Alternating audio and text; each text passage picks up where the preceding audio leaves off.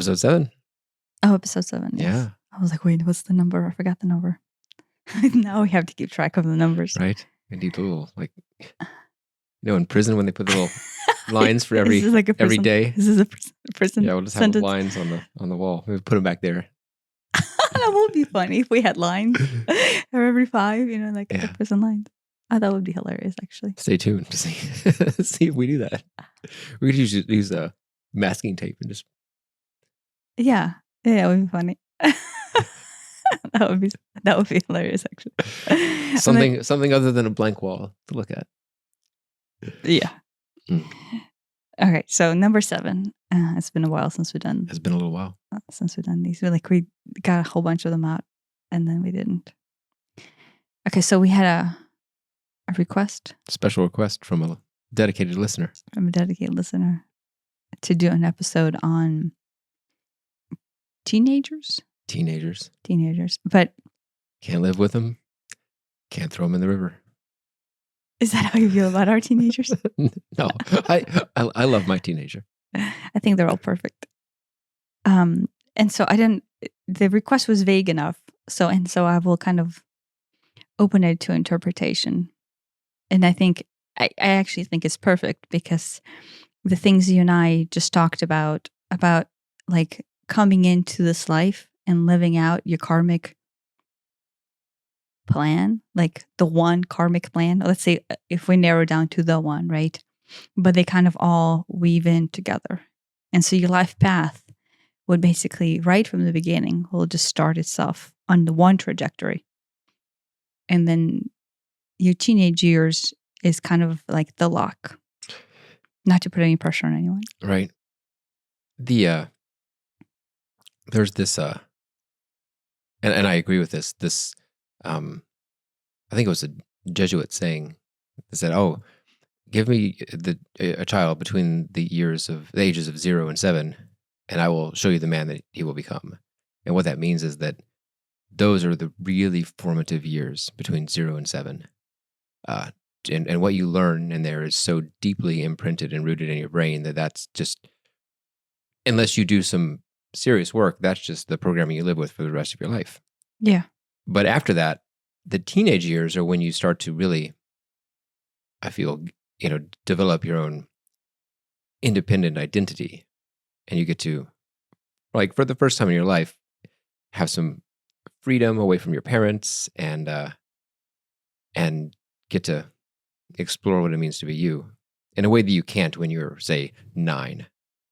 Yeah, but I think more devastatingly than that, the truth that you have come to set in as your set of beliefs between ages of 0 and 7, right? When you could not cognitively comprehend or realize what is, right? You couldn't process all the things that were happening to you.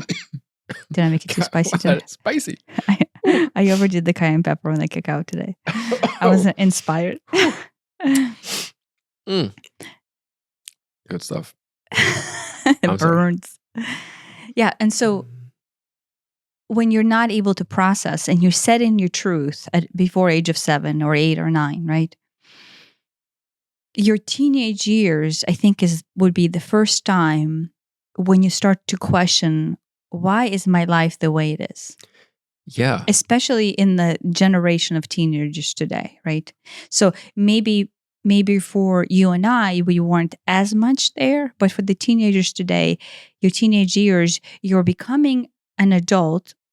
And so, but the first time you're thinking of having your own thought of like, wait, everything is a choice. Why is this happening to me? And so you still feel slightly trapped by that idea that you're under your parents' thumb. But at the same time, the independent thought, the fact that, you're getting ready to leave your home here in a couple of years is setting in. And so you're right there on the clasp of two worlds. Yeah. Right. Yeah. I mean, that's teenage years is when I started. I mean, rebelling is the wrong term, but questioning. I always started questioning like my religious upbringing and things like that. Yeah, well, you start to question things that have been the rule thus far. Right. The doctrine, and not just religious doctrine, but Yeah, whatever just the household family doctrine or yeah, the beliefs. school's doctrine or the local laws or whatever they happen to be. You just Yeah. start to go, yeah, this is how it is, but why is this how it is? And do I really agree with that? Yeah, but I want to point out that is perfectly the right thing to do. Oh yeah, that's the time to do it. It is no, it is the right time to start to question: is Yeah, what I have that's in what I my mean. life serving me? Yeah. Right? And then also the other very important part is, why do I have these things in my life? And so this is going to be a touchy subject both for you and I, because we're parents, right, raising a teenager. And at the same time looking at our upbringing as teenagers, and how it progressed, like maybe how it went forth, right? And so this is the part I really wanted to bring up, is depending on your home situation, right? And I think we addressed this in previous episodes, so some of it might be a repeat. Some households, how about this? All households have these unprocessed forms of action, that we do this because we do this, and no one questions that. Yep. Right. Like, I mean, from as benign as a tradition, that's a form of that. Yeah. Not a maybe too. I don't know. Trying to come up with something more serious. Whenever you are starting as a teenager, when you're starting to question something, right? Some of the answers might be, no, that's just the way it is. Period. Right? Because I said so. Because I said so, right? And because I said so is even worse than because that's the way it's always been. Because at least that has a precedent behind it. Yeah, but what I wanted to point out now, this is in no way to excuse or defend the way of the parents for saying that way, right? But what parents don't say is that, or maybe a lot of them don't actually understand, is if there is something in your household where this is just the way it is, or this is the way it has always been, or basically you're kind of locked and you don't see a way out of that. And it's almost unreasonable to even bring it up to your parents. Right. You feel like you can't talk about it, right? You almost feel like there's nothing you can do to make them see your side of this. Mm-hmm. The chances are that there's a huge pain body or trauma on the behalf of your parents behind that. That's just the way it is. And I say this is made for teenagers, but at the same time, as a parent, whether or not they choose to recognize that or choose to take time to spend time digging at that, to a teenager, it will come through as one, unreasonable, and two is they will feel trapped. They're not being listened to. They're not being seen or acknowledged. Yeah. But most importantly is, because it is the trauma of the parents, they will see that rule or that idea or that thought is completely unreasonable because they are not living that same trauma or pain body. Right. And so the parents, maybe there are out there really bad parents, but I think most parents really want the best for their children. They truly love their children and they want what is best for their children. And through the lens of their pain body, whatever rule or whatever that they are imposing on the teenager that the teenager doesn't agree with, through the lens of their pain body, that they think that is for the best. Yeah. And whether that's curfews or don't use your phone too much or get good grades or go get a job or don't move out of the house or do move out of the house or whatever it is, through their lifetime of trauma, unprocessed trauma, it makes sense to them. Yeah. Well, so because their life was hard in the way that, you as a teenager or us as a teenagers were not able to understand. What you're seeing right now as a teenager is the parent's way trying to cope with something that they themselves don't really understand or know how to handle or know how to make better, right? Something Right. inside of them that hurts so much. And so, and this applies to all human beings. What we do Right. is instead of trying to identify what is it that is sticking us at the core, like what are those feelings inside my heart or inside my stomach or my gut or my, solar plexus, whatever it is that is like causing me to feel like crap, what we do is we develop pretense control, points of control, where we soothe the idea of having to deal and face what is it that we're actually afraid of. And this works both ways. This can be not just things that the teenager doesn't like, but things that they do like. I mean, I feel like my childhood was rather restricted in some ways, and I think I overcompensate by not restricting my own children for the most part. Come 3, 4 a.m., it's time to go to bed. But, that's probably way too late. Realistically, on a school night, midnight's probably a more reasonable time to go to bed. But I mean, yes, but that is if you look at the point.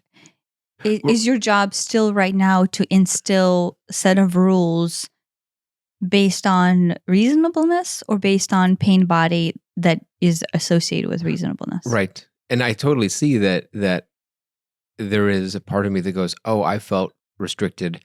I don't want my children to feel restricted. So not necessarily anything goes, but it is more lax than certainly most people. Yeah. Yeah, but most people behavior, so most parents' behavior, in this case you being so laxed, is there as a coping mechanism for you to deal with not wanting them to live through whatever it is that you lived through or my parents lived through, and then Right. trying to shield me from that. Right. I think that's how all parents are. And I think it flip-flops from generation to generation. Oh, I felt whatever, scared or poor or whatever I felt in my childhood. And I'm going to do everything I can to make sure my children don't feel that. And so it almost flip-flops the other way. And then that generation's like, oh my gosh, I felt like I had no structure and no rules. And I'm going to make sure that my children have a structured life. And I think that there's almost this flip-flop that can happen generation to generation where every generation overcompensates for whatever their particular scenario was to the opposite for their children. Yeah. Yeah. Well, I mean, in essence, I guess at the core, we have like our own unique version of pain or trauma or karmic life to process, right? And so the flip-flop is there just by the nuance of your particular karmic fulfillment or your particular pain body that you need to process. I will give an example on my end, right? My dad had his parents become divorced at age of 5, I think it was, maybe 3 or 5, I don't remember, to where his trauma was associated with the feeling that his father abandoned him, right? No. As a child, you don't realize that, you don't know any details. The only thing you know is dad is no longer there and mom is raising me on her own and I hardly see dad. And so you feel abandoned by dad, right? And it's easy to go, and that's somehow my fault, I think. Yeah. Yeah. So in his case, his personal pain body really identify and set in with the idea that I am not a good son. I am not worthy. I am not good enough. Because basically the what would be the role model of my life, right? That the person who's supposed to accept me and be there for me, especially if you're a boy, having your father leave, is not there for me, right? And so my father's pain body was completely and is still completely associated with the fact that he's not worthy and abandoned by the male caretaker in his, so that approval and that like male to male bonding did not exist because his father abandoned him, right? And so because of that, right, it literally defined him as a human being, and he's still till this day, I believe, defined by it. I think he will admit to it. So if he listens to this is not a shock to him. And so in that case, because he spent no time processing how deep that pain was, and then spend time letting go of really a false definition that the particular situation of why the mother and the father got divorced, it was actually, that was the right thing to do. Right. Like based on the story that I heard from my grandmother last time I talked to her, was that was the right thing to do. And I think she was kind of like halfway on her, morphine deathbed. And so she needed to confess of why she did that. And so her confession was this true story that she had no business marrying that man to begin with. She was forced into this marriage.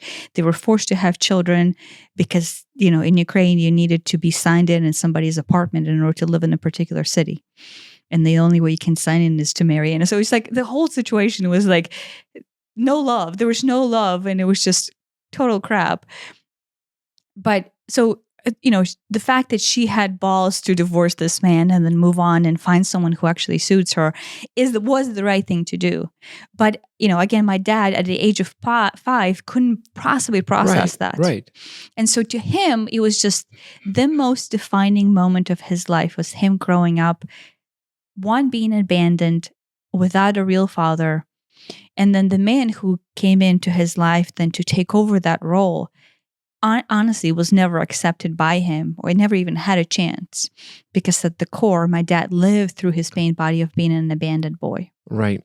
And I think that probably that not acceptance ended up going both ways, possibly because of that. Yes. Right. So, yeah. And so it would be good. So from this point, you and I can also kind of like chime into our pain bodies later, and at the core of what that means is, but I'll finish this story. So from this particular standpoint, the reason I bring this up is because to him, it was the most devastating event of his life, and really kind of like positioned life worth of crap and bullshit, and his own personal, like self-deprecating feelings about what he's worth. Right? His net worth got determined by that.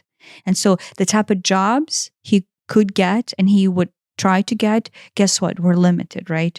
The type of what he wanted, what he ended up accomplishing out of life was limited. And then on my end, what came through was mom and dad had a volatile, not physically volatile, but argumentatively volatile relationship, to where there was a lot of arguing when I grew up. And I did not realize that arguing was not normal.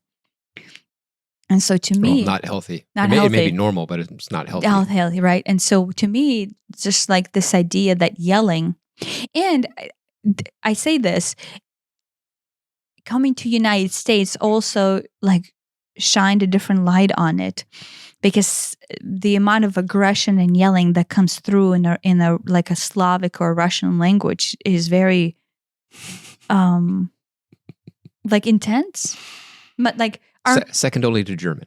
Yeah, I think. But you laugh at. Oh, there you go. See, they're switching. We need two poofs.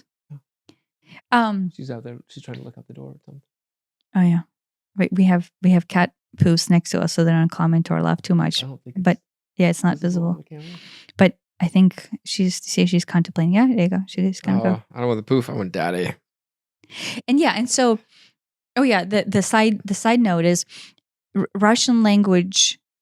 When heard by a foreigner, especially a foreigner whose language is a little bit softer, just the regular everyday speech pattern comes through as aggressive. Yeah. Second only to German. Yeah. You can have someone order a salad in German. You think they're cursing you out. Yeah, but Russian has that tendency as well. It sounds harsh. Yeah, the language itself, even its normal speech. Yeah, especially to an English speaking ear, it sounds very harsh, or it can. especially if there's some emotion behind it. Yeah. Oh, yeah. And so when he gets emotional, there's a lot of energetic upbringing, right? So the language carries huge charge as it is. Yeah. And then when somebody starts yelling, the charge like multiplies. Like our kids cannot stand my parents and I, or even just my parents themselves, arguing in Russian because it is just so traumatizing. I wonder, I mean, there's a lot of consonants in Russian that we just don't have in English, or at least are very rare in English. The z and the zh. And Harsh. The German has that too. And and so it sounds extra foreign, for lack of a better term. But harsh too, like hard. Like, yeah, the rolled R's and stuff. It's like, I cannot roll. We just my don't R's, have that in English, so it does sound really weird, and with emotion behind it, it sounds extra aggressive. Yeah. Yeah. So I will say that most of the time, their normal speech is actually not aggressive. But when the yelling starts, it becomes extremely aggressive. And so I will point this out, maybe interestingly, this is something I can process, is the energetic influx with that language and the yelling that comes out of it that creates a huge swirl of energy. Like that's probably something to actualize and process just on its own. So wait. Oh yeah. So anyway, I like we sidetracked, but my father's idea behind a marriage that could potentially be broken and should be resulted in divorce or whatever. I don't, whether or not their marriage needed to result in divorce or not, I am not the one to say that. But there was a lot of yelling. And they almost got divorced once. And he like lived somewhere else for what seemed like forever, but I think they told me it was like a month or two or something. But his idea to have his child, right, grow up without a father was not even an option. Well, built into that is the assumption that a divorce equals growing up without a father. But his did. Maybe his did, which is also unfortunate. But it is possible to have a divorce and have both parents be very present in children's life. That is, divorce does not equal I never see dad. Yeah, but necessarily. That's the nuance and detail that is almost irrelevant. The abandonment that was set in by the fact that the father left and was not there before age of 7 at 5, to where he cannot even process the details behind like what a normal divorce is, what a divorce is not. Like he doesn't understand any of it, and the only thing he knows is dad is no longer there for me. Dad doesn't love me, and that's it. And so for him to actually actualize like, oh yeah, I could still be there for my daughter if we get divorced, or in my particular instance, the dad's new wife hated the fact that he had a child with someone else and hated the ex-wife. And so because in that instance, he did not have a relationship with the father because the new wife didn't allow it, right? Was just this like tiny little nuance. But to him, that was his truth. And the truth he couldn't unravel. Right. And so your dad almost went 180 degrees. No matter what, I'm not going to put my child through that. Yes. Right. But without processing anything, even as an adult, going, wait, why do I feel this way? The only thing he knew and possibly knows right now is not having a father is so bad, ... never actually go into, wait, what is the set of pain bodies that's set within me that actually makes it that truth? To instead, I will never put my child, in this case me, through this. Period. Right. And so anytime I would say, wait, maybe your marriage should have like not been like you guys are killing each other through this yelling, right? And I've said that to them many times. And then they're like, yes, but there's no other alternative. And I'm like, well, what do you mean? Just separating? And you could have at any point within, I think they've been married for almost 50 years now. Right. I mean, now I'm not saying they should have gotten divorced, right. But the idea behind divorce was just not even there, solely because of I will not leave my daughter without a father. I mean, I can wrap my head around the idea, oh, my dad left, and so I just don't want that for my child. I get that. But what that is not counting it all as, oh, my mom and dad were always fighting. Do I want that? Do I want that for my children? Yeah. Right. So, and so, yeah. So, right. So through that unprocessed pain body, what the point is you don't see the other the other side of the coin of what that brings. Right. Yeah. And it doesn't have to bring that. It's not like those are the only two options. No, but that's the thing. In this case, you're blind. it happened to bring that, and there was no thought into, is this better? Yeah. Right. Well, maybe not. I mean, who am I to say? But to think of alternatives or whether or not this would be an option or be better was not even right. So when a parent is completely blind to their pain body and is refusing to process that detail, that nuance, they will not, right? So this is just it because I told you so, or this is just the way things are, or I will never do this, or you can never do that. Anytime it's that harsh of a statement, that harsh of a rule, it is because there's a pain body under there that they're not processing. That is, in this case, right, me as a teenager and still into my adulthood, right, I was growing up with that as on the reflective end of it, of what that plays out to me, right? And so that's what parents, when they're not addressing why is that, all the stuff that has happened to them and then taking time to process and possibly go through therapy or possibly go through meditation or actualization of like, why do I feel this? Like, why, if I have a daughter and I think she, if she does this, she's a bad human being. Why? Right. Why do I think that? Is she actually a bad human being? Or that action reminds me of something that made me feel like total shit when I was her age, and I don't want her to feel that. And so I will actually take the most rudest statement possible and call her by that name. To shock her into it. To shock her into this like, yeah, what in this case, submission to revolt back from that action. Yeah. Right. But taking time to go, why do I want to call my daughter by that? Because in the long run, sooner or later, you regret that statement. And I'm hoping in that moment, you take time and go, what caused me to do that? Right? What caused me to overreact? And what's the pain body behind that overreaction?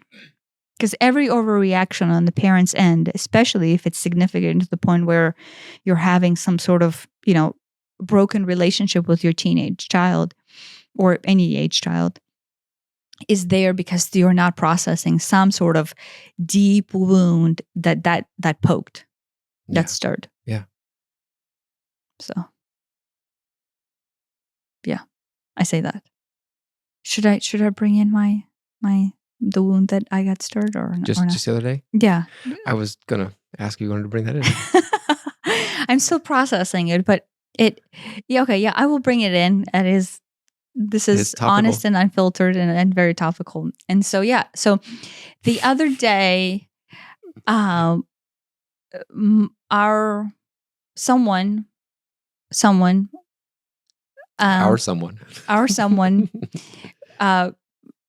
brought out to me that someone referred to. I don't want to over exaggerate the story. Someone said that, oh, your mom uses or has crystals or uses crystals in a maybe healing type of modality. But that's that's in the Bible, that's witchcraft. Does that kind of sum it up? Yeah. Yeah. So, and then go ahead. The reason why I even found out about it is because our amazing teenagers' gaming room is below our bedroom, and at some point at like 1 or 2 o'clock in the morning, I get woken up because he is actually, I can tell, very angrily trying to argue with someone out loud. I guess on Discord, I'm assuming.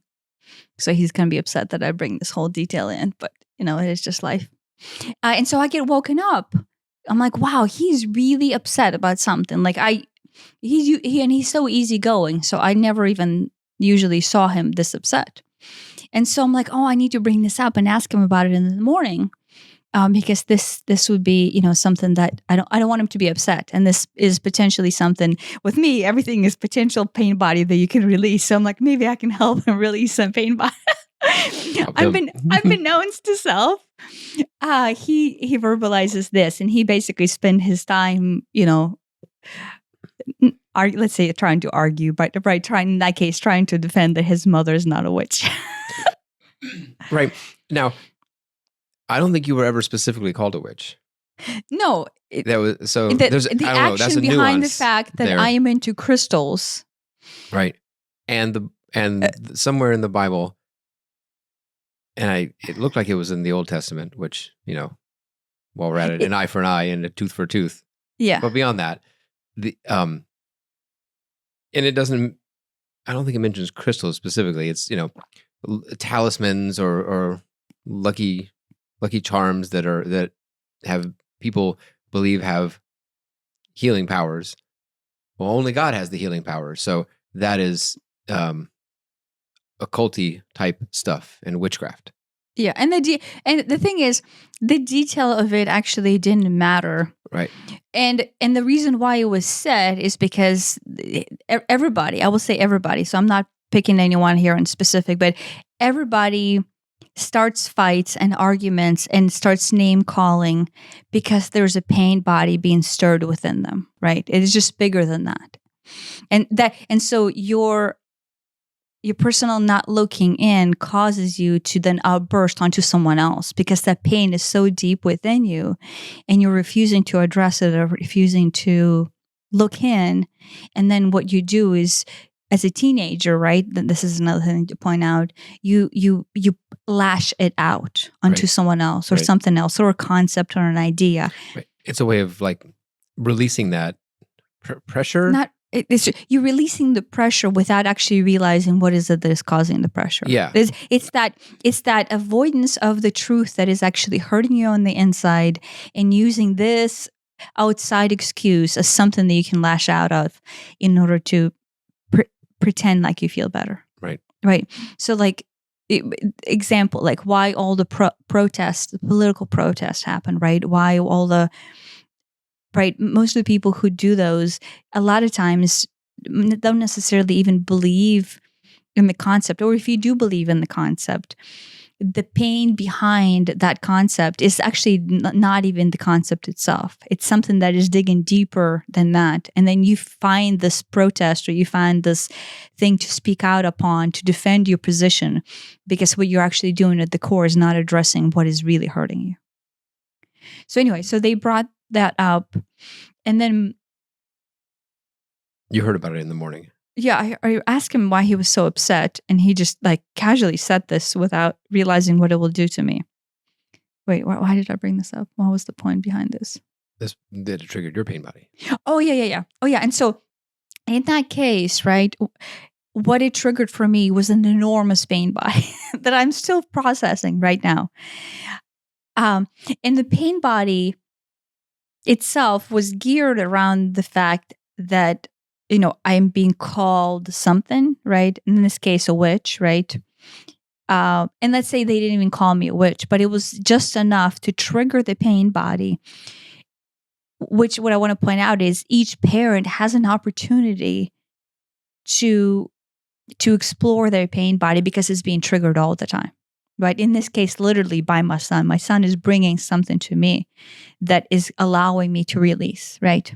So I thank him for it, and he got confused. He thought I was being sarcastic. And so that, no, but right, that's funny. Because most parents will not, I don't know what most parents will do. So in that case, one, it was not personal in the sense that the two individuals that called me a witch, and it's not on them. So I love you guys if you're listening, despite that. So I thank you for it because on my end, what it brought up was this huge influx, and I might still start to cry, that being a witch, and I remember in my past life feeling that. So I don't know if I was a witch or if I was a daughter of a witch. And I feel like a daughter of a witch was something that was more applicable. And it was that we are being rejected for the essence of us, For who you are. for who I am, right? So the first thing that came up was rejection that at the core. So I'm being rejected at the core for being simply who I am. And that was a huge pain body. I mean, like I went into the bedroom, into my meditation room, and I just started like crying. And I went, oh my gosh, I have so much influx coming out of this that it was just too much to handle. I was even saying, oh my gosh, this is so much. This is so much. But then at the same time, my higher self was like, no, let's run with this. And so anytime that the tears come out, that is a perfect opportunity just to run into that pain body. And with me, it gets intense. And so I ran with it all the way through. So it was rejection and feeling unsafe. And because I was a child in that situation, that took me right back into this lifetime when I'm a child in this situation and I feel unsafe in Ukraine, right? Not I don't, there was nothing in specific at the time. There was no war. And then there was no, there was a war in Afghanistan, I guess that started, but I don't know if that played into it. You know what I mean? There was no actual harm, like physical, that I can point just to. Unsafe just due to the everyday circumstances, not it was violent like in particular. Yeah, like benign. Benign, is that the right word? Yeah. Yeah, I guess. Right? So it was not like harsh till you would go, oh, well, yeah, you're in the war zone and therefore so it's not that big. More chronic. Yeah, but it was just like, just enough to where I'm constantly unsafe. Like from lack of food, maybe someone might steal something, maybe. Yeah, somebody would take something. Our house was almost taken from us. There was an idea that somebody could, I don't know, maybe the food was not taken, but we just didn't have food.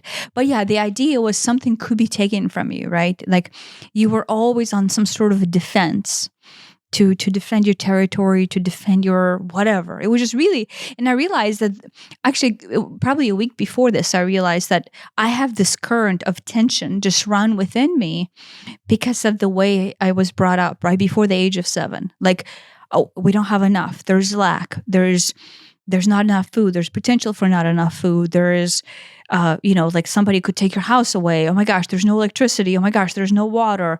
Oh, you can't take a shower. Or, and there's just like, if you imagine nothing big, but just a little thing all the time as your constant life, you're basically graying in yourself into this like constant mode of, what is it? A cortisol? Cortisol, yeah. Cortisol, right? Like my cortisol levels are always running so high because I'm always on some point of vigilance. Yeah. Stress.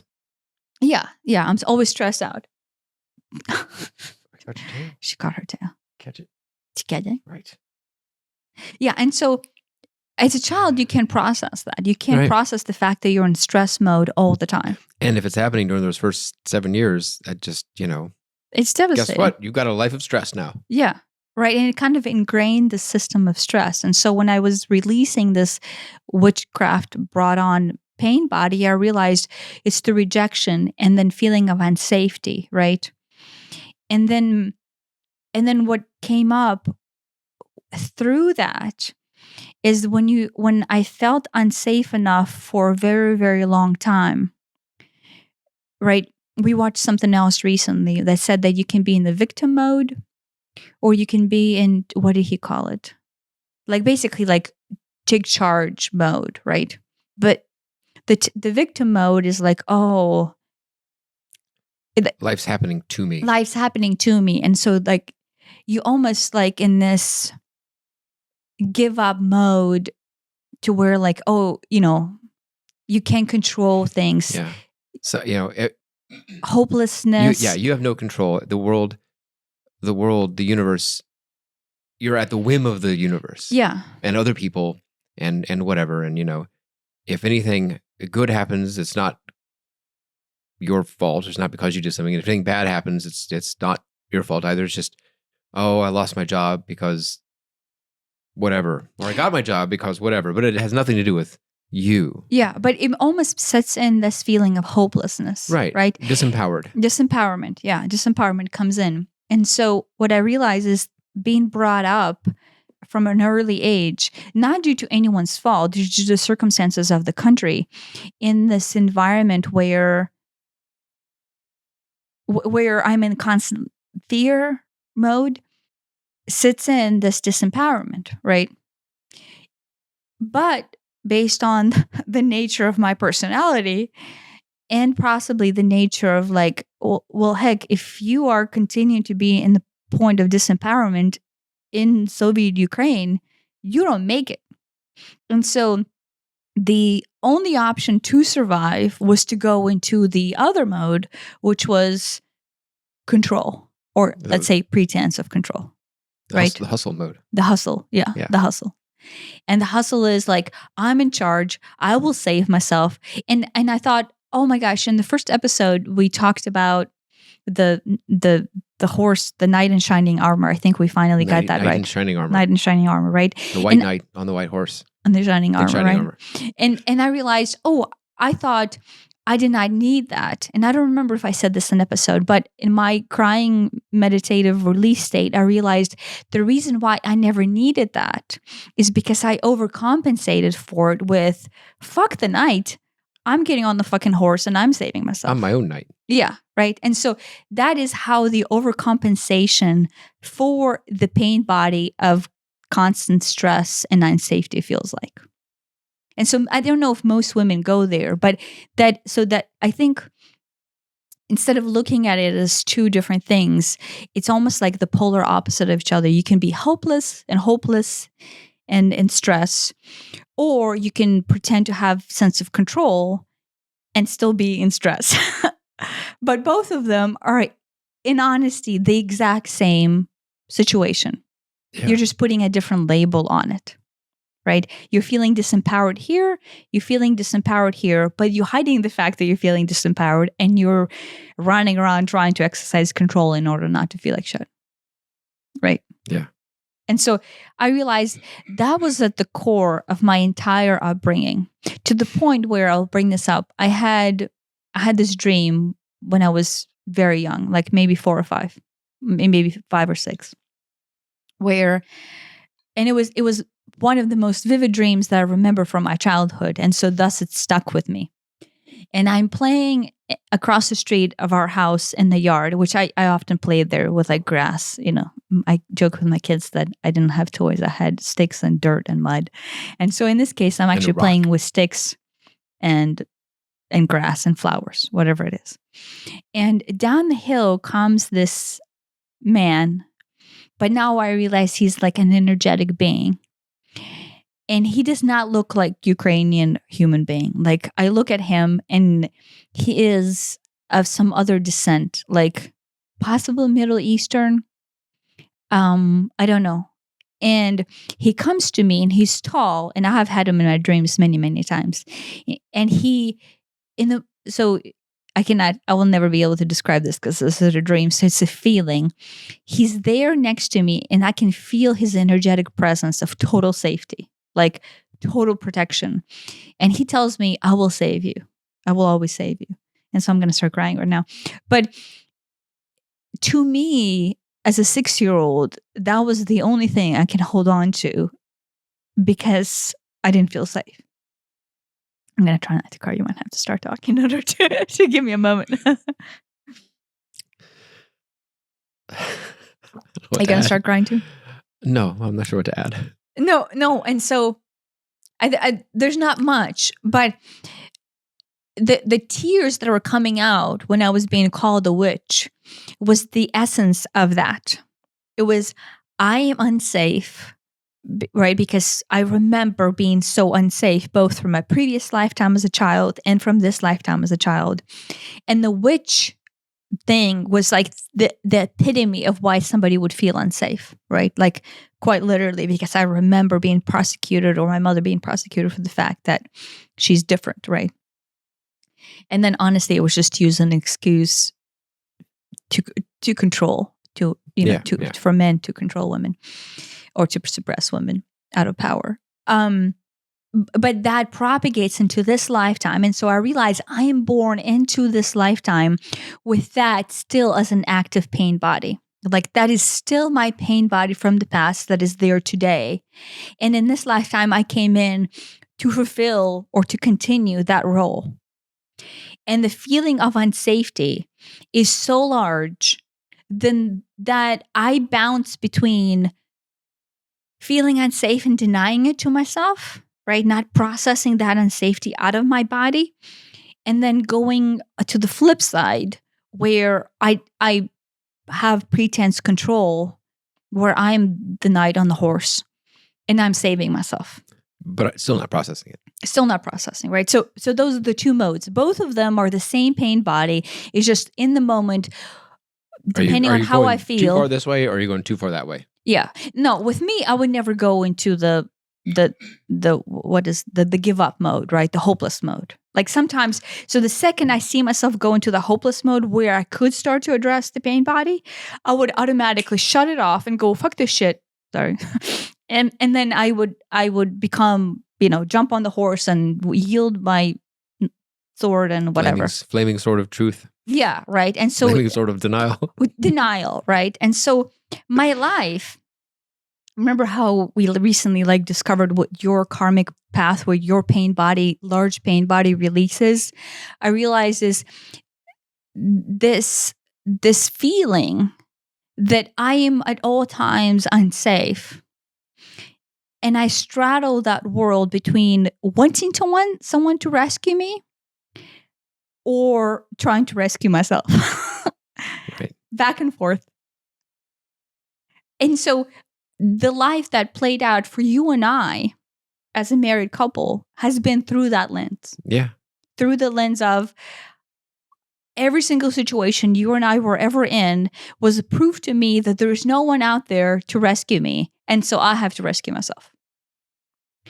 Both of the opposites are complete baloney. And at the core is I feel unsafe. Right. And feeling unsafe, you have to exert this control in order to... A pretense of control. Yeah, the illusion of control. In order to calm down. In order to pacify. To pacify the influx of pain that I feel inside about being unsafe from, before 7, if you follow Jesuit's quote. Yeah. Yeah, I mean it's that control, or rather the illusion of control, that I think it's just there to pacify what we're trying not to feel. Yeah. And so basically everything that you're trying to control in your life, I'm trying to control my money, I'm trying to control,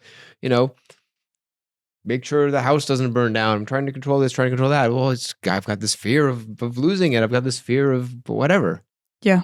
Perception. Right, I'm trying to control how I'm perceived. Oh yeah, that's the big one. Yeah, gotta. That's how it was on your end. I need to drive a. Yeah, well, but yes, it was. But that the stereotypical way, I've got to have a certain job, I've got to have a certain suit, and I've got to drive a certain car so that people will see me and think good about me. Well, because you feel like shit about yourself. Right. Yeah. Yeah. Yeah. So those are the ways that one can try to control other people's thoughts, which is like the dumbest thing in the world if you just sit there and think about it, what other people think. But it feels really important. You're scaring the Kit Kats. When you're in the depths of your pain body, it feels really important. And it feels like, oh, if they look at me a certain way, then maybe I can look at me that way too. I can look at myself that way too. It's a sales pitch to you. Yeah. You're selling yourself on the idea. Yeah. And you need other people. You think you need other people to validate that for yourself. Right. Like if they think that I am distinguished and I'm rich or well off or have a perfect family or drive a perfect car and look, oh my gosh, she just has the most perfect life. Whatever that is. Right. It was really she good. Sounds like that, right? She also sounds like that. Oh my God. It's my birthday. Right. And so that is a cry out for help that you're not allowing yourself to hear. Right. Your own cry for help that you're not allowing yourself to hear. And beyond that, no amount of fancy cars or suits or jobs or houses or whatever will ever truly satisfy it. Mm-hmm. There'll always be, it'll either be, well, okay, I got that, but I still don't feel it, so I need the next one. And you'll sometimes to great, ostensible success, work your way up to the top of your field or your career or awards and recognition and all that. That happens. Yeah, I mean, we talked about that on 2 episodes ago, I think. Yeah, but that's not necessarily healthy. Yeah. No, but all control, and from this point, let's tie back to the kids. Yeah. All control of parents imposed onto the child is there because they are trying to shield them from that happening to them, because right now they are not recognizing that they feel like total shit within themselves about that happened to them when they were kids. Right. And that's it. There's nothing to it. So from that standpoint, the valid question would be, well, what can I do as a teenager if I'm in that situation? Right? Because let's be honest, you feel stuck. Tell your parents to subscribe.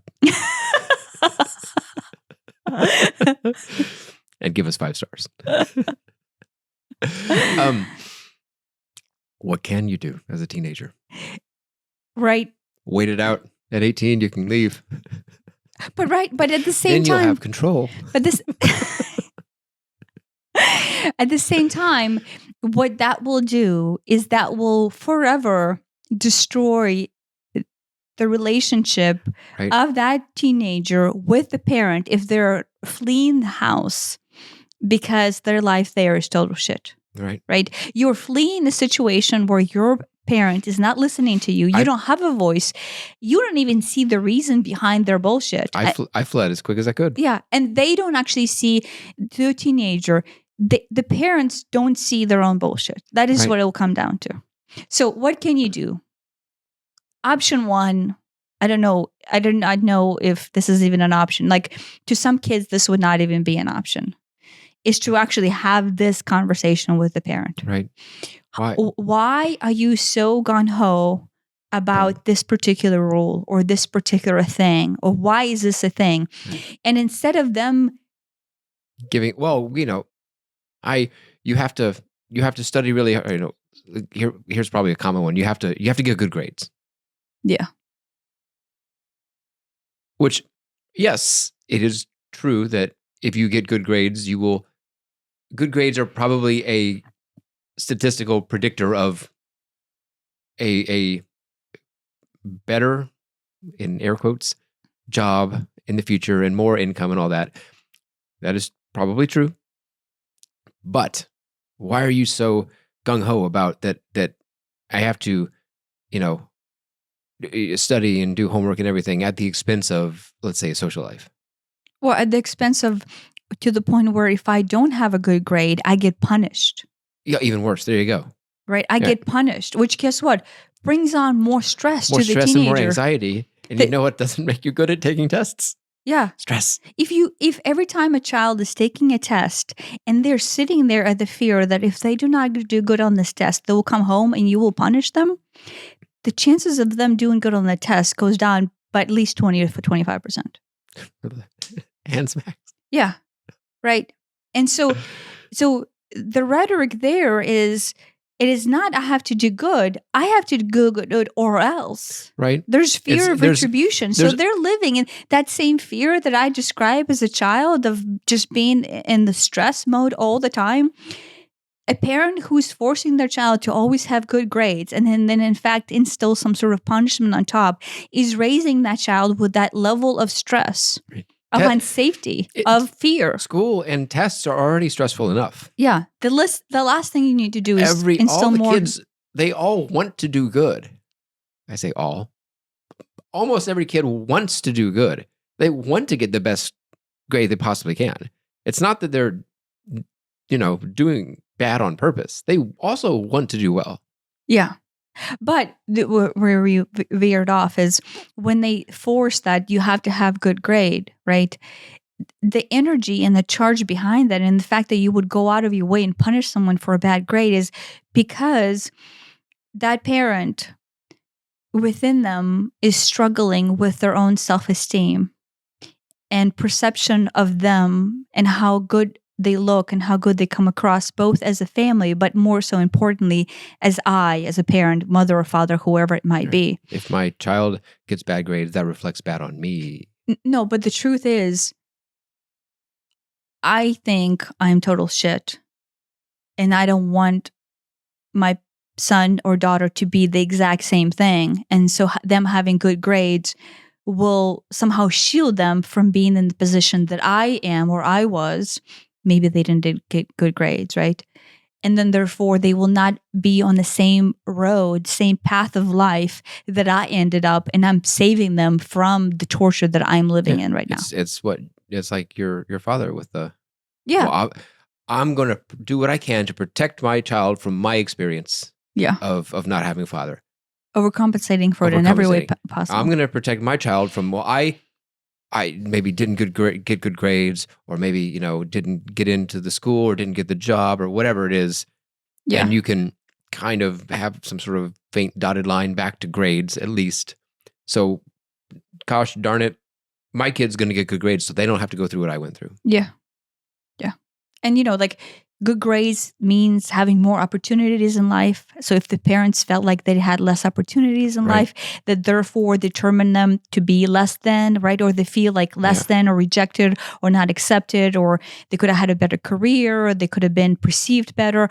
All of that gets tied into this idea of grades. America has really emphasized that. I mean, it can be a really hazy dotted line that connects it back to grades. Oh, well, I didn't go to the college I wanted to go to because I didn't have good enough grades, and I met, your father at that college, and I wish I had met someone else at a nicer college. It could be really contrived. Yeah, it's very contrived. But that's the thing is, but you can kind of figure, okay, well, if only I had gotten better grades in high school. Yeah.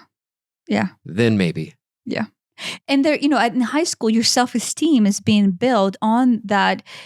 Outside validation, like a teacher doing good, and then, or you going to a school and then you're doing good, and the teacher gives you good grades, right? Like the system, it reinforces this validation of like, oh, you get A's and B's, and then this person gets D's, so they're not as good, right? So that within itself, like they don't have D's anymore. Oh, did you know that? Oh, I mean, some schools have D's. It's maybe just some schools, our schools don't have. Straight A, B, C, F. Once again, you scared the cat. Sorry, I'm too loud. No, you're not loud enough, but the cat does get scared. Yeah, and so to them, the parent, to you, it looks like, well, why are they being unreasonable? What's such a big deal? But realize as a teenager, to the parent, there's a ginormous pain body behind the importance of why having that A in math is so damn important. To the point, to them, it's like life or death. Right. Like your life will be destroyed if you don't get an A in math. And you're like, wait, what? Like that doesn't even, what? Like, why does this even matter? Like in 2 years, I wouldn't even know, right? Like it doesn't even matter. But to them, it is just because it's like digging so deep, right? To me, the statement about crystals was just, it's a minor thing. It doesn't even matter. But it struck at that pain body of, guess what? I'm unsafe, right? If I'm rejected, I am unsafe. And when I'm unsafe, there's nothing that can rescue me or save me. And that was the pain body, right? And so all of the nuances, all of the rules, all of the points of control actually come out of that pain body. So if you're as a teenager and you're experiencing your parents' unprocessed trauma, one is, and then this would be extremely difficult. Like I know Aiden can have this conversation with us and we are very open, but I still think that he's slightly afraid sometimes because he is afraid of retribution. Yeah. And I couldn't. There's no way I could have this conversation with my parents. Yeah. Especially at, maybe now I can, but at, as a teenager, oh no. It was, if anything, it would have been harder as a teenager than it would have been earlier, just because of whatever was going on. Yeah, at that time. And so what you're afraid of, so I say this, but it might not even be reasonable. The fear that you have as a teenager is retribution. If I actually start speaking, if I start saying something, it'll get worse. It will get worse than it is right now. Yeah. right? Because you're still trapped in that household. You're still trapped under the Yeah. rules and restrictions and regulations. Or honestly, you're living under pain body of if you have two parents. If you have one parent, right? And so you almost can't get away, right? But I will say this. So if listening to this podcast and saying, hey, please keep an open mind and let's talk about this. I know I'm a kid, but can we have an adult conversation? Maybe just start with that and try to have that conversation. And maybe it's to say, what if it's just honest from the heart and and then you tell me how you feel. Like you allow your parent to tell you how they really feel. Why is it so important for you Yeah. not to do this or to that? And this isn't a logic thing. I mean, Yeah, that's a separate conversation. Okay, I get a B.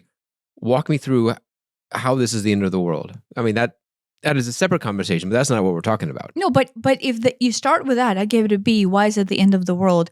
Maybe sooner or later you will go, okay, well then I don't get into good college. Okay, and if I don't get into good college, then what? I don't get a good job, and you don't get a good job, then what? Then you're not as well off in the world. And if I'm not as well off in the world, then you're poor. Right. And then you get a bad husband. And then, I don't know. You die alone. You die alone. But whatever it is, right? There's this body of fear that is being held on your parents' end. So if you feel disempowered and you feel like you cannot bring this up to the parent, right? Meaning, in this case, you are living in this household and you cannot change the rules, and that the parent will just, right? There will be some people who are just not open like this to honest, deep down. Right. Because it hurts. And there are some, even if they are, there are some rules that you will be unsuccessful in changing. Yeah. I mean, some like I will Aiden sometimes ask us for weird stuff. No, I mean like, oh, can I, like when he had friends over and they wanted to go into the nature preserve by themselves at 2:00 in the morning. Or 1:00 in the morning, right? That's just not a good idea. Yeah, like I know there's a pain body that I think something will happen to you when you go to the woods alone in the dark. That's on the same level of, can I go play in the busy street to me? It's like, that's just not safe. Yeah, going into the woods at 1:00 in the morning. Where we know there have been abductions. Yeah, there have been abductions there, and who knows what else, right? Right. Yes, I can feel my pain body coming up because I was almost abducted as a child, and and then the sex abuse that could happen to it. And I know they're boys and they're teenagers, so if anything, right. they're not at the subject of the pedophiles. Three or four, sizable. Yeah, but at the same children. time, it's just there's just general safety, right? Safety logic. Even though it may sit in the pain body, let's just not do that. I think there's a distinction between, you don't have to be afraid, but you do have to be careful. And that is one of those things that is like, that's just not careful. What in the world? This might be an interesting overtake, but the dresser that you have behind you is Babalita's dresser. And that thing that you have on it just moved and like flopped open. Oh, yeah? For no reason. She jumped up there. And then, so I think she sees something there. I feel something there. So if this is not going to justify the witchcraftness, I don't know what. You can feel presence of beings and not necessarily be a witch. She's just. I know there's somebody there. So yeah, and cats have extrasensory perception anyway. Perfection. Perfection. Perfection. There's perfection. She's perfect. I get detoured. Being careful. You don't have to be afraid. Like, you don't have to be afraid of crossing the street, but you do have to be careful. Yeah. Being afraid of something isn't going to do anybody any good. Yeah. Fear is not great. Yeah, and I would not mind him going hiking in the woods at 1:00 in the morning when he's older. But at that age, especially with someone who's who we're kind of taking care of, that putting our them responsibility. Yeah, and putting them in dangerous situations or allowing them to go into dangerous situations just wasn't it. I'm a reasonably sized adult man, and I wouldn't want to go walking through the woods at night. That just it seems just uncareful. It's like, well, I'm not really afraid of getting raped or even mugged in general, but I don't, that alley looks a little sketchy. Let's go to the next one. It's just being careful. Yeah. I know. I was almost kidnapped and raped during the day.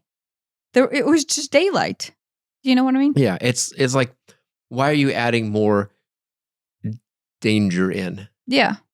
But there's a subtle difference between being afraid and just being careful. Yeah. That So what we're talking about is not necessarily like, no, I will say this. Some of these things that the parents will instill as rules do still lie in the pain body, but there has to be this like threshold of like you as an adult, right, as a teenager, using your brain and go, okay, well, where my parents are coming from this? Is this a pain body or is this just caution, right? Yeah. And you kind of have to, you almost have to like, right. not ask for a weird thing, but to see where the instance is coming from. And depending on what it is, you might be able to mitigate that caution. Oh, okay, well, can I go into the woods at 9 o'clock and be back by 10 o'clock? Yeah. Well, maybe that's a compromise between going at 2 a.m. We're talking about going into the dark woods as a definition. That's fine. I guess I used to go into the woods in Ukraine during the day, and my parents didn't really want me to, but I would anyway. Well, I mean, in Ukraine there were more things that could happen. Right. I mean, if you're going to snatch a child, the woods is probably a good place to do it. Or construction sites. That's where I almost got snatched. I mean, no one's around to hear you scream, I guess. No.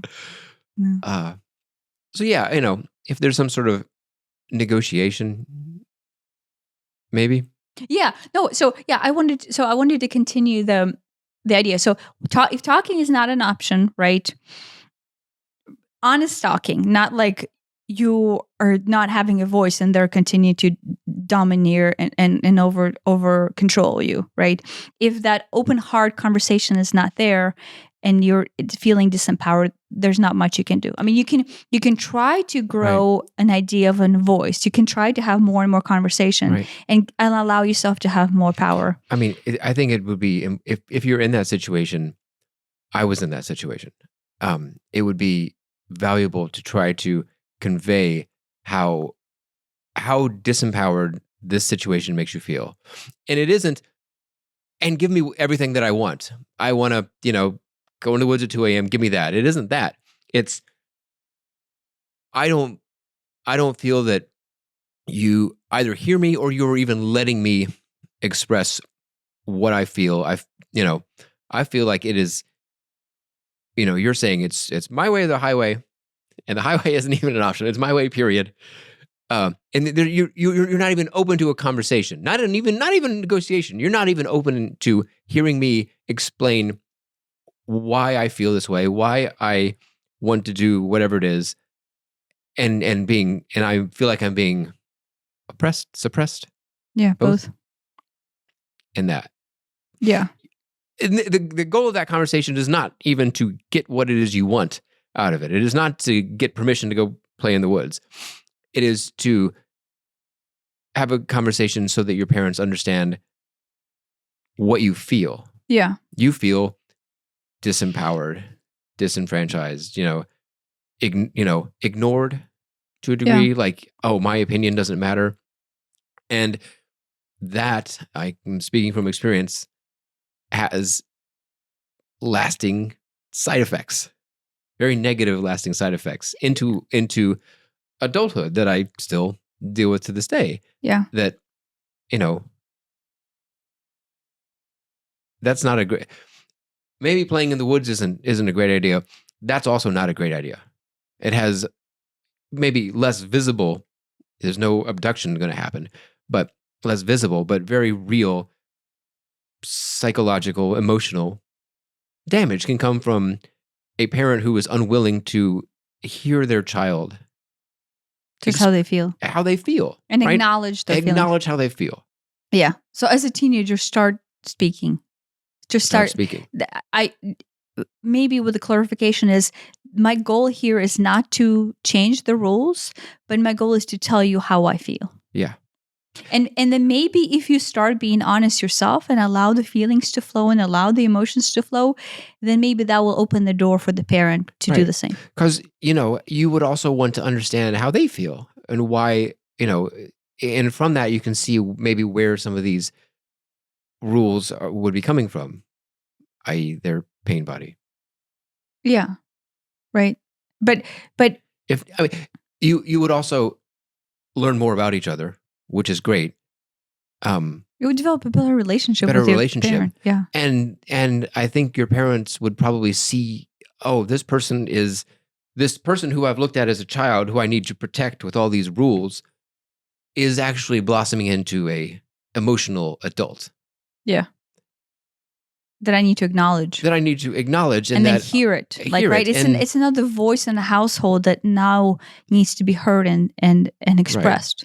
They have thoughts and opinions, and those matter and should be considered. And maybe all this, maybe down the line, all these rules that I've put in place to protect this little baby, because I still sometimes look at our children as little babies, even though 9 and 16, he's almost as tall as me, but still, it's like there's this almost parental nature tendency to like just, oh, this is my little baby, I'm gonna protect him. Yeah.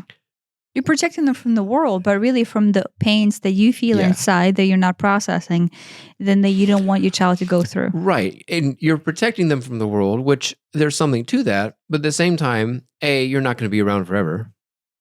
And B, the world is going to be around forever, and it's going to do what it's going to do.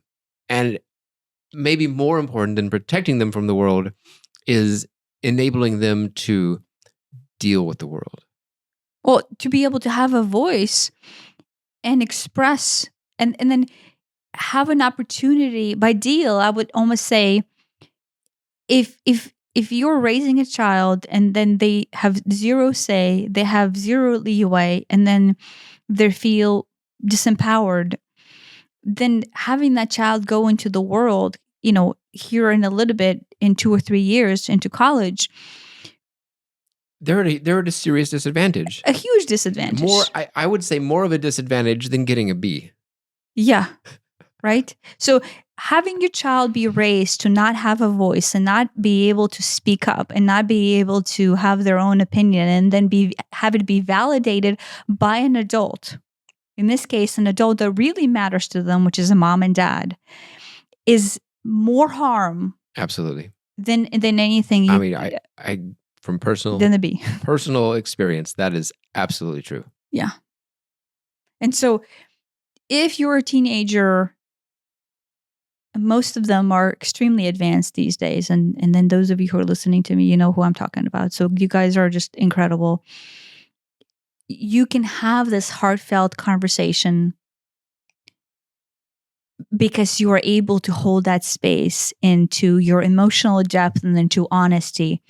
And then if the parents, such as us, our age or younger or older, who were not raised in the sense where you openly talk about our feelings and you cry out in the front of your family, or you right, vulnerability is almost like not an option, like especially for your parents' age. Yeah. Right? Like in America, vulnerability, if you're 50 or 70, so the baby boomers right now, right? That's not even an option. Right. But at the same time, that same thing extended to I guess to us as millennials, being raised by, well, I guess with me, I grew up in a different country, so I don't know on your end, right? For you, then, for them not to have emotional, I don't know if maturity is our word, but range, yeah, then causes them to raise children that are limited in emotional range. Yes, I've a very seriously stunted emotional range. Yeah. Because of that. Yeah, and then it's propagated by the fact that you were not able to have a voice. Right. That like compounds it. Yeah, and so that reinforces the lack of emotional range and feeling and actualization, and then you're disempowered by the mere nature that this is it for you. Right, and so here I am, there I was at 40, and I'm like, I feel stuff. I don't know what it is. I need to get the little emotional color wheel chart that are. Well, she was like in kindergarten, brought home, and it's like, do you feel angry? Do you feel sad? I'm like, I don't know what I feel. What is it? Yeah, Right? no, yeah. We should clarify I that was story. 40, and I can't, and I couldn't even. I feel something. I don't know what it is. Yeah. Something. There's something. Annabelle's, our daughter's school has like these awesome sessions called like coffee and conversation, where they have a therapist come in, young modern day therapist, not like the olden days therapist, that allows you that talked about expressing of emotions and comprehending children's emotions. And it was basically a session for the parents to come in and learn of how, what if your child is saying something, maybe what's behind it, right? What is the trauma behind it? What's the pain behind it? Yeah. And so I went to this meeting, and then I brought this emotional wheel, which I think is a standard practice for all therapists. So you can kind of look this up. You just Google like emotion wheel or emotion color chart. Emotion color wheel, something like that. And I brought that home, and Elliot started using it. Right? And it's like, okay, so at the center of the wheel, there's like a big pie chart, maybe like a quarter of it. And it's like angry. And under angry, it goes down into, well, are you frustrated? Do you feel rage? And there's like dozens of these, I can't even enumerate them all. Or do you feel sad? And well, do you feel depressed? Do you feel let down? Do you feel disempowered? Do you feel, and it's like, well, okay. And it helped this thing for kindergartners. It helped me because it's like, oh, look at this wide range of things. Okay, angry can mean these 25 things, these subtle flavors of angry, which is, they're a little bit different. They're all. Yeah. But they all hold their signature. Yeah. You can see how they're related to angry or anger, but, rage is different from frustrated. Mm-hmm. Yeah. Yeah. Happy, I'm sad, I'm disgusted, I'm, whatever. Yeah. But, and I'm not saying that the circle is all encompassing. No, I think there's more, but it's a good start. It's a good start to have you can emotional go, well, it's somewhere maturity between these two. That's close. Yeah. So we're off topic again. But so if the parent, if you can start that conversation from an honest place of, this is how I feel. Can I please tell you how I feel? And now make sure that the parent is receptive to listen to that, right? If the parent just shuts you down and, you're completely shut off, there's not much you can do. I hate to say it. Maybe somebody else has a better suggestion, but I don't see, if you trying. There's another, maybe there's the other parent sometimes that might help. If one-on-one with this one. Yeah. And uncles. And uncle. To where you feel like if the aunt and uncle are receptive and you can have a conversation with them, so then they can, as an adult, have a conversation to your parent. Maybe, I don't know. I don't know if like a school counselor would be helpful or not. Maybe not. Yeah, but the school counselor can track back to the parent and go, hey, what the heck are you doing with the children? Right? They're not allowed to do that. Therapist or doctor? Yeah. Beside the therapist, but the conversation needs to be had with the parent. But maybe having that conversation in front of a therapist where it is a space where you're opening up and the parent is right there. Yeah. So the parent's almost forced to listen because the therapist is there holding that space. Right. And I think most therapists would agree with this advice, and that I think all would agree that the children should be heard. Children, these young adults should be heard. Yeah, and children, of course, too. Yeah. Now the therapist would not say, "Hey, on your end, what is it that you're not working on?" Because you're going to therapy as a family unit. But maybe as a teenager, you can start to unravel and see what your parent is holding on to. Right. And if you can understand that, then you can, in a perfect world, that parent would process their own stuff. But if you know, oh well, the reason that good grades are so important is because my mother or father didn't get the job they wanted. You can possibly reassure them. Not that the job market today is nothing like it was when I was getting a job. And, so I don't know where I'm going with that. No, that's the perfect transition. Is if you are not able to have that conversation, right?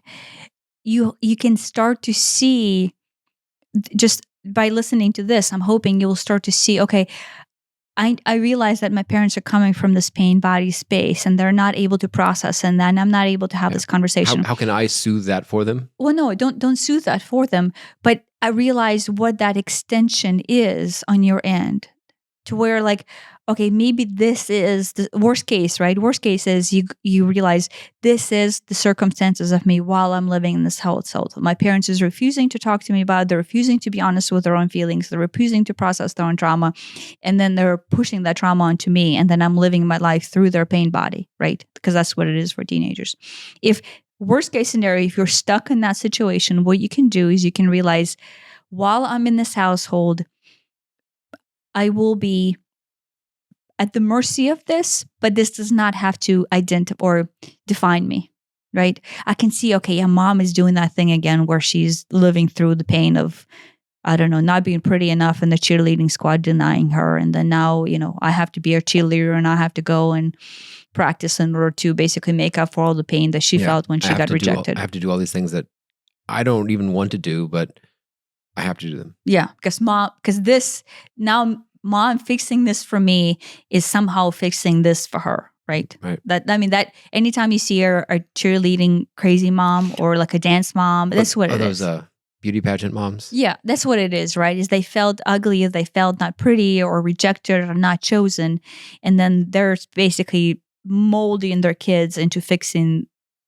their pain body, which does not work, right? I will say this, that does not work. You're just screwing up your kid. Yeah, you're just giving them their own messed up flavor of a different pain body. Yeah, right. So you're giving them like the same pain body.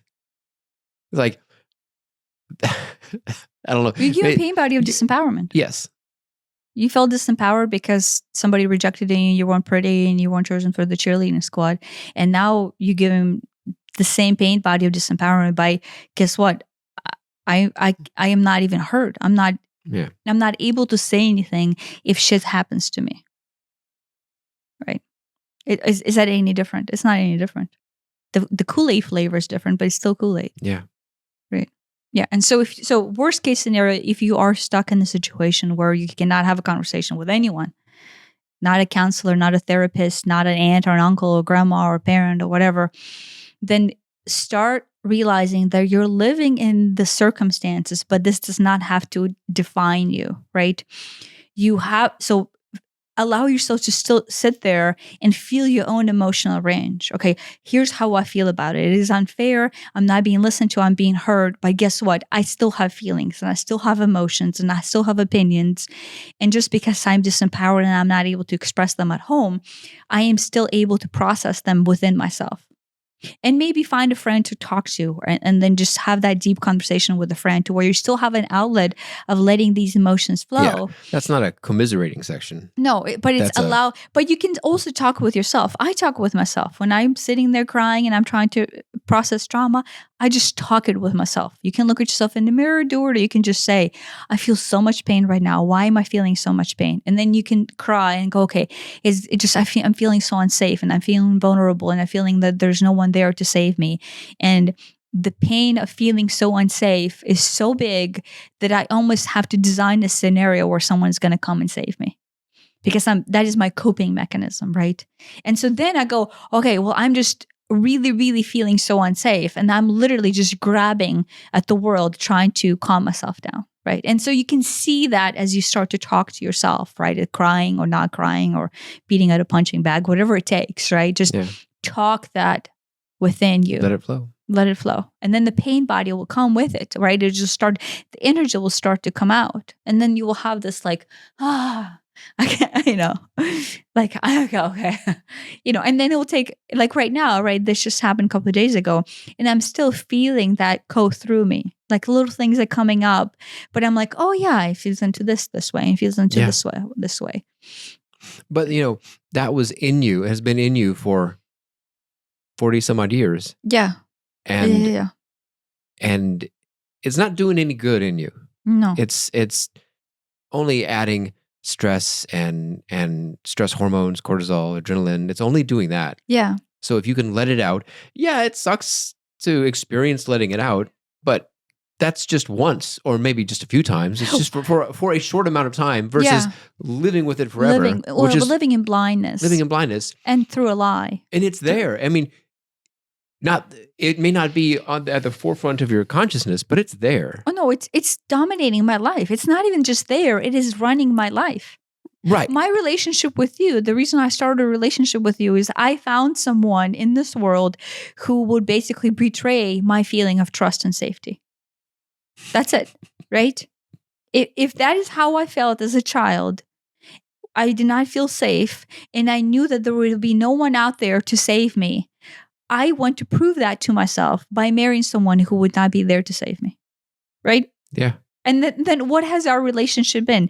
You betraying me and making me feel unsafe for the 20 years of our marriage. Is it making you feel uncomfortable? A little bit. Why is that? It is, but that's the thing. It's not on you. That has nothing to do with you. This is my definition that I picked someone to bring up that karma. Basically, here's what happens. And I think I talked about this, but I reinforce this.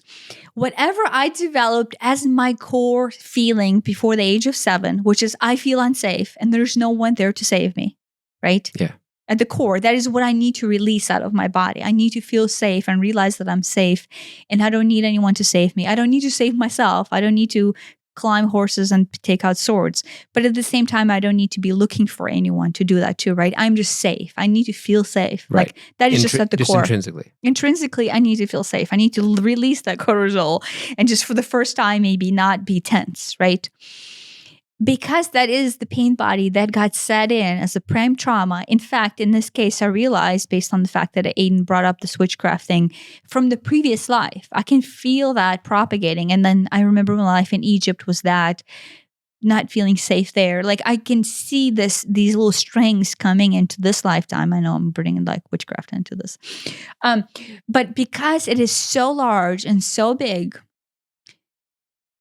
in order for me to live my life and be able to release that tension, that discomfort, that feeling unsafety out of me, my entire life in this lifetime, as Tanya, 1.0 in this lifetime, is designed to facilitate all the points of my being where that could be released. Right? Then you can talk about your end on the other end, right? Yeah. So I myself subconsciously crafted a lifetime where I have opportunity upon an opportunity upon an opportunity to see through that pain, that personal pain that I carry inside of feeling intrinsically unsafe, and then be able to release it. Right. And you're there. It has nothing to do with you. I picked you because I knew you would facilitate that mirror for me to where you could not bring me safety. Your higher self has crafted a 3D life to give you all these opportunities to undo my bullshit. Move past these things. Move past it, to release this karmic hold of what does it mean to feel unsafe at the core of your being, like the primal frequency of unsafety. Right. And like I can feel it right now, like energetically, right? I do a lot of body energy work. And so I can feel it, all the places being held in me still. Like I can feel my stomach and the nuts, still to the idea that that I am not safe, which is not true, right? Like logically, it's completely not true. But it's just ingrained there because before 7, that was my truth, my perceived truth. So I mean, that is the reflection of your relationship with I. And I will say this for the teenagers, all the relationships that you will be entering in right now, right? Because as a teenager, this is possibly the first time you're building your own relationship by choice through girlfriends, through friends, through, mentors, peers, whatever you want to do. All of your relationships are there to bring out this hidden pain body that you feel inside of you. Yeah. And they will start reflecting that to you. And anytime you feel like arousal, like like physically aroused. Attraction? No. It has nothing to do with attraction. Like you feel stirred, like you feel Okay. your body stirred, aroused, right? You, not sexually, just normally. Worked up. Worked up, sure. That is there because the pain body is being poked. And that you can, you guys have emotional maturity right now. Heck, everybody listening, even if you're adults, everybody has the ability to feel the poking and go, wait, there's something there. Do I want to explore it?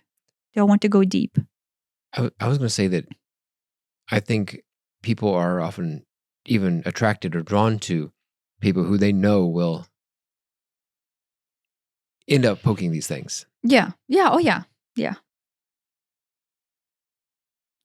Yeah, I mean, I think we said this in episode 1, is that you came into my life to draw out my pain body, and I came into your life to draw out pain body. Right. Yeah. Right. And so the relationship, the marriage is just there to poke each other's buttons to get these pain bodies to come up. Right. And, here's episode 7, and we're just now discovering a brand new pain body on my end. Yeah, and me too. Then I can bring up. Yeah. Did you want to talk about yours? I could be a whole episode. We're already hour and a a half half in. Okay. So anything else for teenagers to? Oh yeah.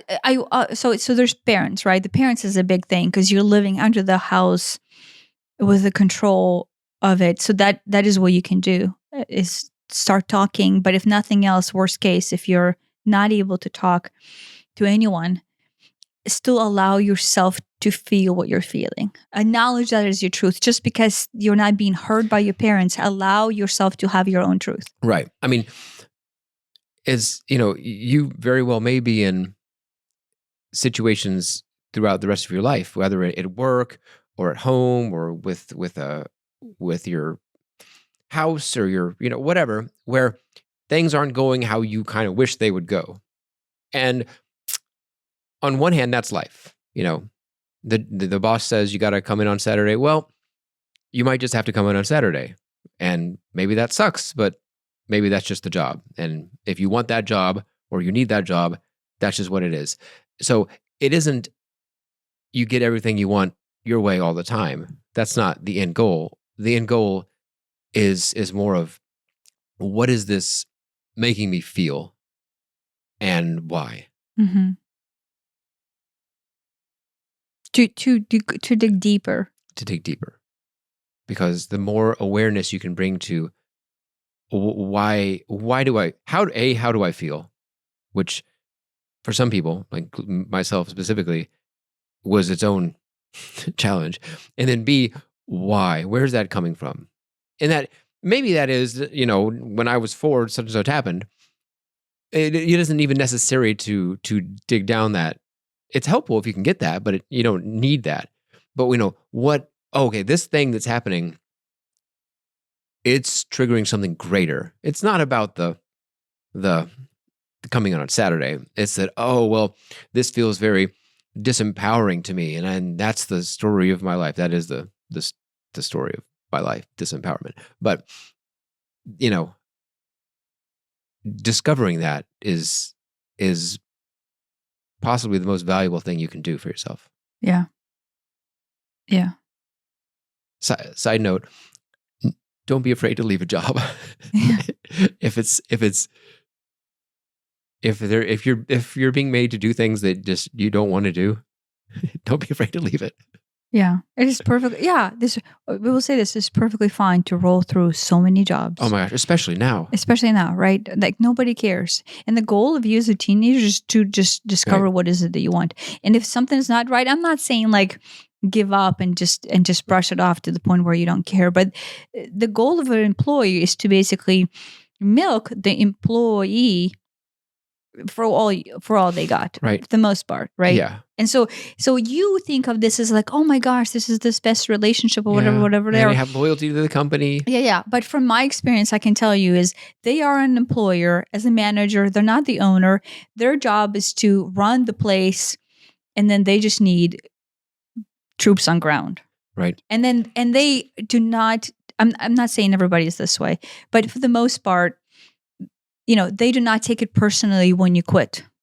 Oh yeah. They don't, like, right? If you were an employee and you just, this is not resonating with you and this is not working for you, Right. please Do not be don't afraid have to a quit. pain body Right. of being afraid to quit. Of say Don't no. yeah, Of say no. don't That feel that like is why I didn't you quit. owe the company Oh yes, something. please. You don't Oh owe my them gosh. anything. You are if they want to companies that I've been at want to portray it as a family and everything. It's like, well, you can't leave your family.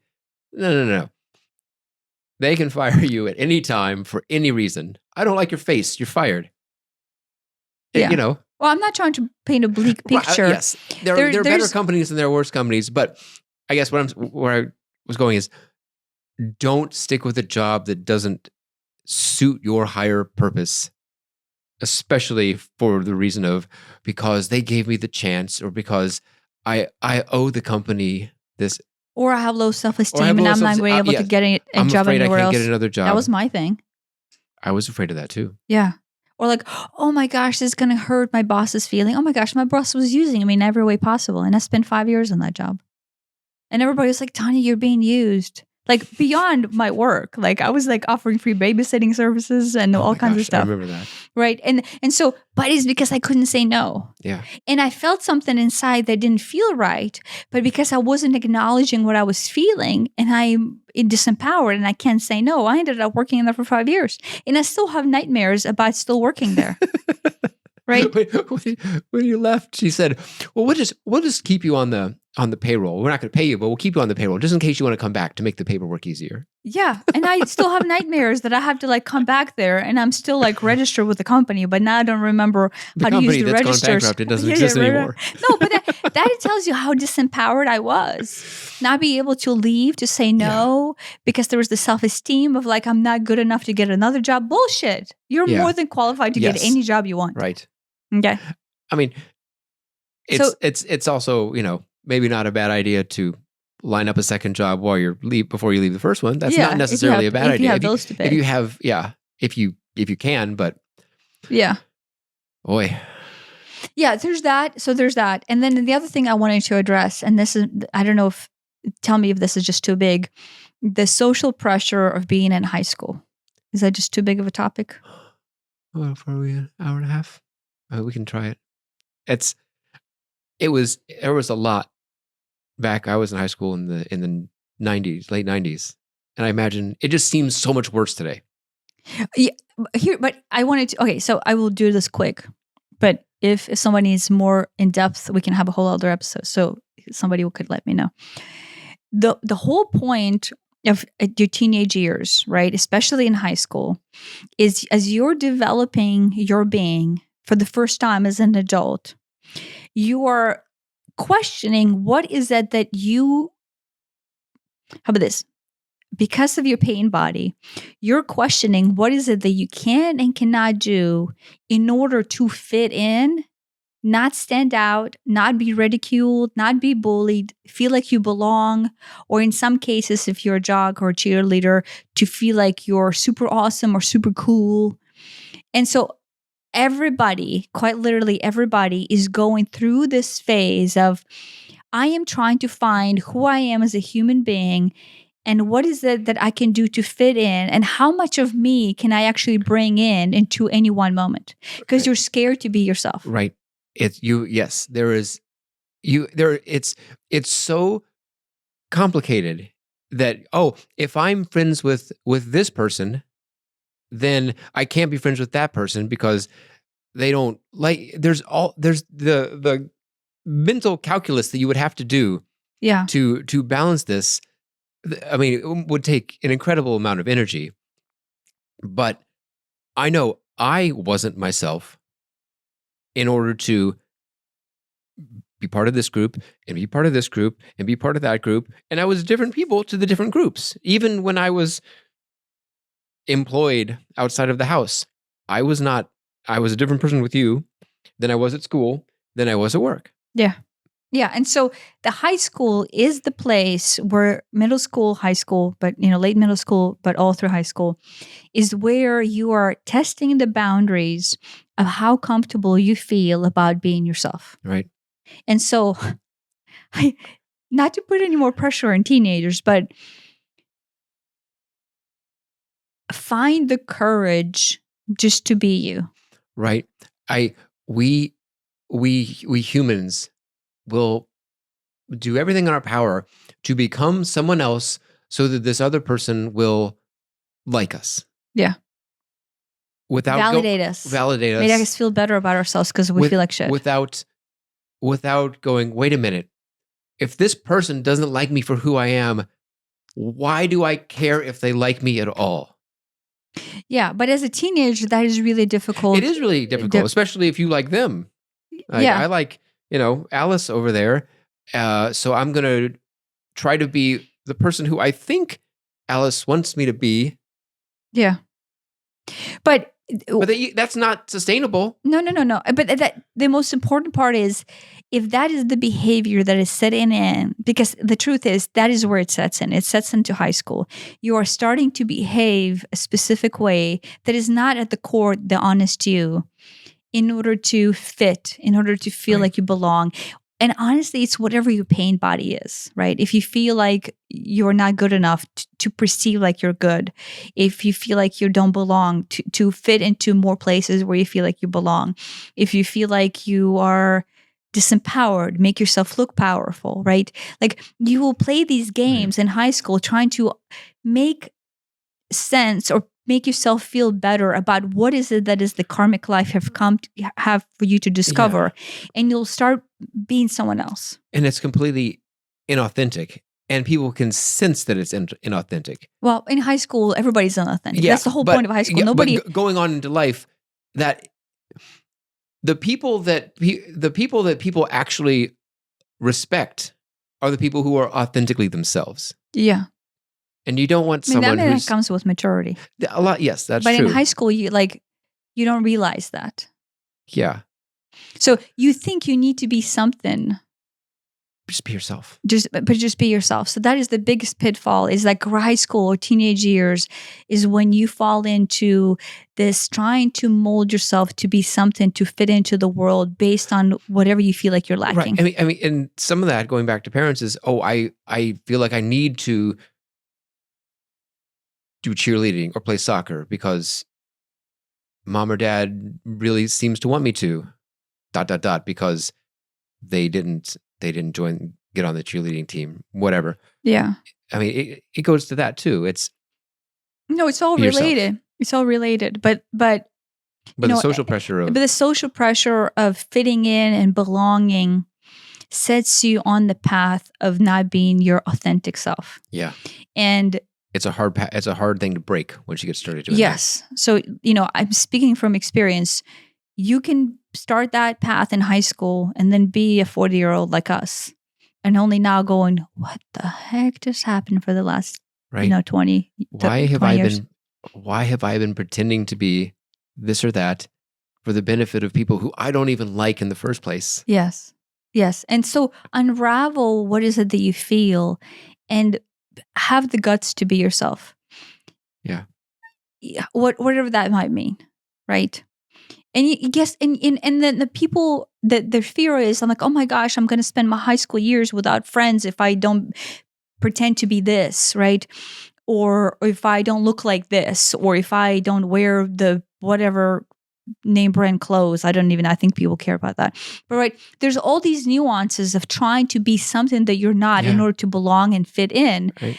The truth is, realize everyone in high school is in the exact same position. Right. No one is being themselves. Everyone's trying to, I don't know, just fake it until you make it type of a thing. And authenticity of you is beautiful. Right. Heck, if everyone in high school just decided to be themselves and allow that beauty to flow, right? You could have a different world. Yeah.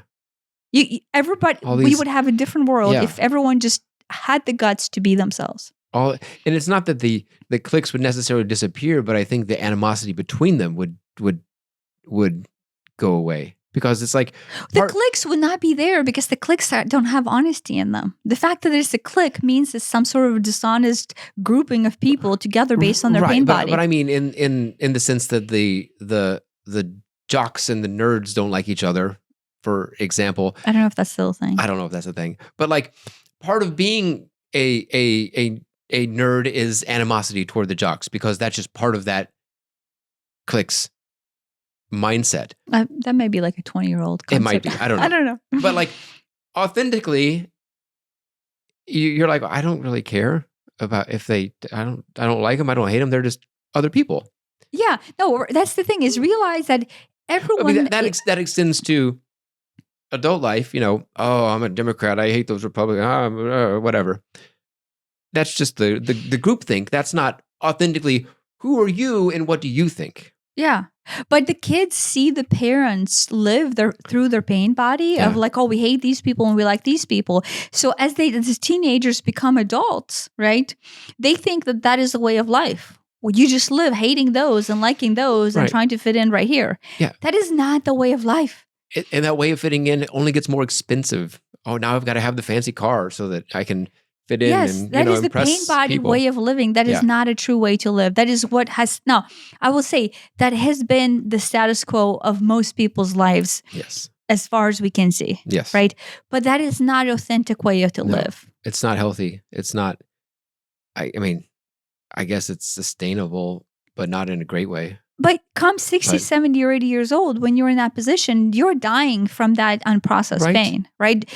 So, you're like, what have I've wasted my life trying to make people who I don't like happy and impress them, and I've never been myself. Yeah, the examples that we are setting as parents are not necessarily the best examples, because you and I are only now in our 40s trying to process the pain body that we have subject our kids to, and then brought in our fucked up definitions for the world. Well, they're insidious, and they're just like, it feels completely normal to behave that way because I have always felt that way and I've always behaved that way, and I can't even conceive of a life behaving or thinking or feeling any differently. Yeah.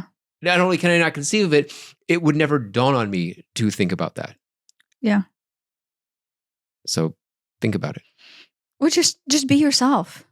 Like, the expense of you not being yourself propagates so much worse forward. Compounding interest in a bad way. It's compounding you into a pain body way of response to the world. Yeah.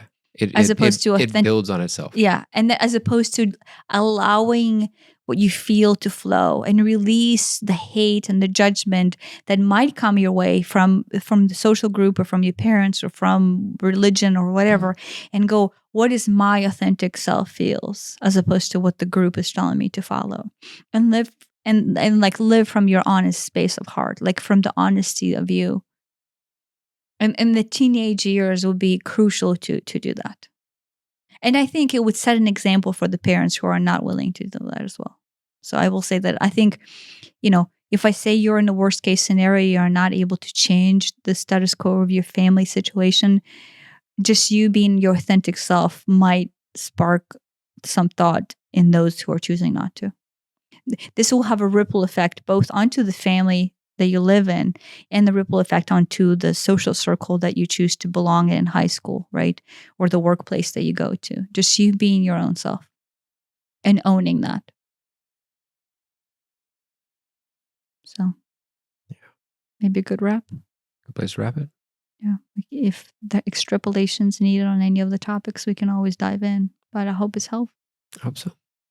Thank you for listening. Thank you.